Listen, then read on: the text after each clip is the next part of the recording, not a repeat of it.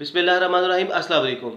अल्लाहुम्मा सल्ली व सल्लिम अला सय्यिदना मुहम्मदिन। मैं हूं मोहम्मद जावेद राकीज़र और आपको राकीज़र उर्दू में खुशामदीद कहते हैं। नाज़रीन, इंटरनेशनल रिलेशंस में जियोपॉलिटिक्स में एक बहुत अहम टॉपिक डिस्कस किया जा रहा है।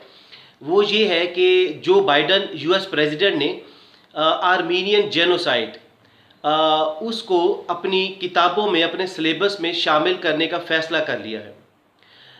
ये हम इसमें आपको बताएंगे कि आखिर आर्मेनियन जेनोसाइड क्या है और जो इल्ज़ाम लगाया जा रहा है, तमाम क्रिश्चियंस, ज्यूज़, मुसलमानों पर, खिलाफत उस्मानिया पर इल्ज़ाम लगाते हैं कि पहली जंग अज़ीम में ये मुसलमानों ने आर्मीनिया के क्रिश्चियंस का जेनोसाइड किया, उनका कत्लेआम किया।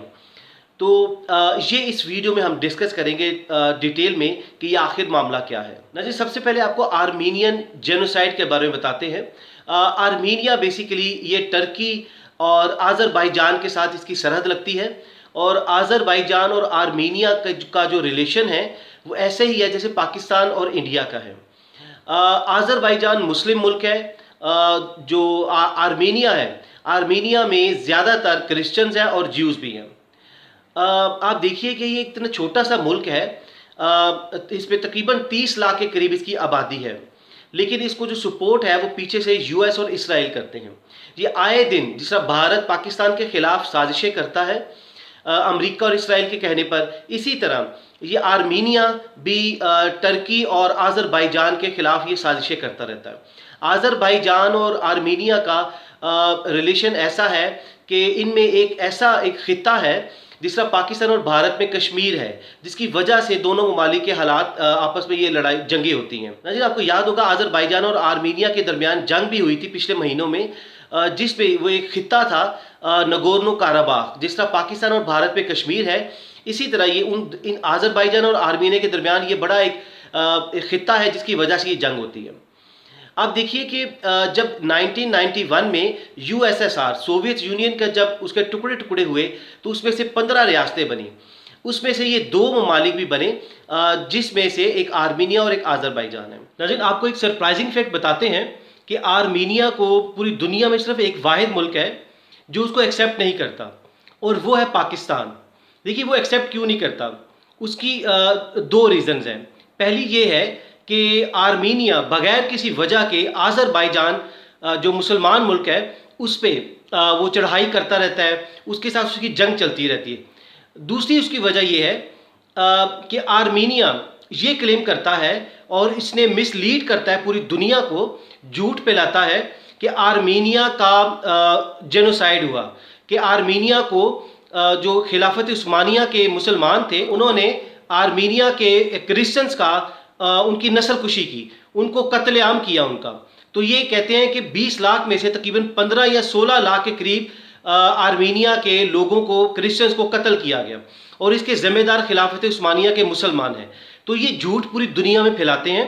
इसको आर्मीनियन होलोकास्ट भी कहते हैं वो, कि जिस तरह दूसरी जंग अज़ीम में तकरीबन 60 लाख के करीब यहूदियों का कत्ल किया गया जो हिटलर ने किया था, तो उसकी बेस पर यहूदी पूरी दुनिया में हमदर्दियाँ समेटते हैं और उसी की बेस पर इन्होंने 1948 में इसराइल का क़याम ये लेकर आए। अब आपको मुख्तसर तौर पर खिलाफत उस्मानिया के बारे में बताते हैं। ये दुनिया की सबसे बड़ी एम्पायर कहलाती है जो कि 1299 से लेकर 1923 तक ये रही। तकरीबन 623 या 624 ईयर्स बनते हैं। देखिए, हुआ ये था कि पहली जंग अज़ीम में ओटोमैन एम्पायर को जानबूझकर इस जंग में धकेला गया, और जब ये ओटोमैन एम्पायर का जो ग्रुप था जिसमें जर्मनी, ऑस्ट्रिया और भी दूसरे ममालिक थे, ये हार गए।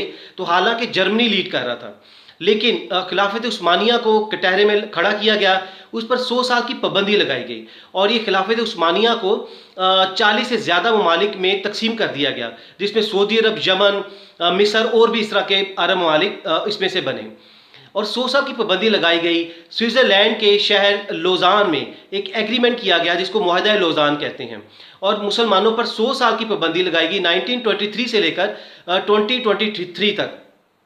तो इसका मतलब ये है कि वो पाबंदी ये थी कि मुसलमान कोई तिजारत नहीं कर सकेंगे।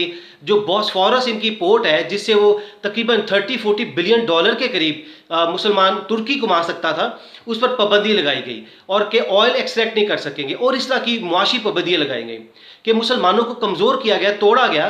तो नज़र आखिर पर आपको बताते हैं कि बाइडन ने ये जो एक कॉन्स्पिरेसी ये कर रहे हैं कि ये मुसलमानों के खिलाफ कि आर्मीनिया के लोगों का, क्रिश्चियंस का जेनोसाइड किया कि वो खिलाफत उस्मानिया ने किया और उसको ये किताबों में लेकर आ रहे हैं।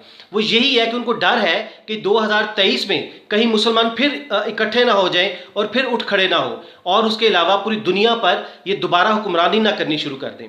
तो असल मकसद इसको किताबों में लाने का ये है। तो इस तरह आप देखिए कि कश्मीर में जिस तरह भारत जेनोसाइड कर रहा है, अमेरिका ने शाम, इराक, अफगानिस्तान में जेनोसाइड किया, क्या उनको किताबों में नहीं लेके आना चाहिए? मुसलमानों को, पाकिस्तान को, अरब ममालिक को ये स्टेप लेना चाहिए। नाज़रीन देखिए, इससे एक चीज़ साफ पता चलती है कि अमेरिका, बरतानिया, फ्रांस, ये दूसरी इवल पावर्स हैं, ये ओटोमैन एम्पायर की दोबारा बहाली जो 2023 में हो रही है उससे ये खौफजदा हैं।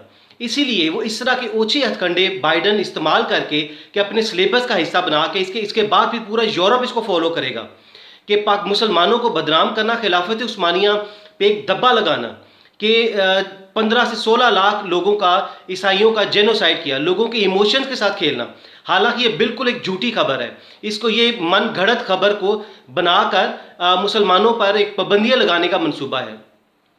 अल्लाह ना करे, हमें जो नज़र आ रहा है इसका मकसद यही है कि तुर्की को अभी से रोका जाए। 2 साल पड़े हैं तकरीबन, तो तुर्की को 2023 से पहले उस पर सैंक्शंस लगाई जाए, पाबंदियाँ लगाई जाएँ ताकि खिलाफत उस्मानिया को किसी सूरत ऊपर ना आने दिया जाए। आप देखिए, अगर पाबंदियाँ लगानी है, अगर सिलेबस का हिस्सा बनाना है तो सबसे पहले अमेरिका पर पाबंदियाँ लगानी चाहिए। अमेरिका ने 1945 में जापान के हिरोशिमा और नागासाकी पर एटम बम गिराए, 4 से 5 लाख लोगों को अमेरिका ने कत्ल किया। कि कश्मीर में जिस तरह भारत जेनोसाइड कर रहा है, अमेरिका ने शाम, इराक, अफगानिस्तान में जेनोसाइड किया, क्या उनको किताबों में नहीं लेके आना चाहिए? मुसलमानों को, पाकिस्तान को, अरब ममालिक को ये स्टेप लेना चाहिए। तो नाज़रीन, आप भी नीचे कमेंट्स में अपनी राय लाजमी दीजिएगा कि आप क्या समझते हैं। अगली वीडियो तक अपना बहुत सा ख्याल रखिएगा। अल्लाह हाफिज़।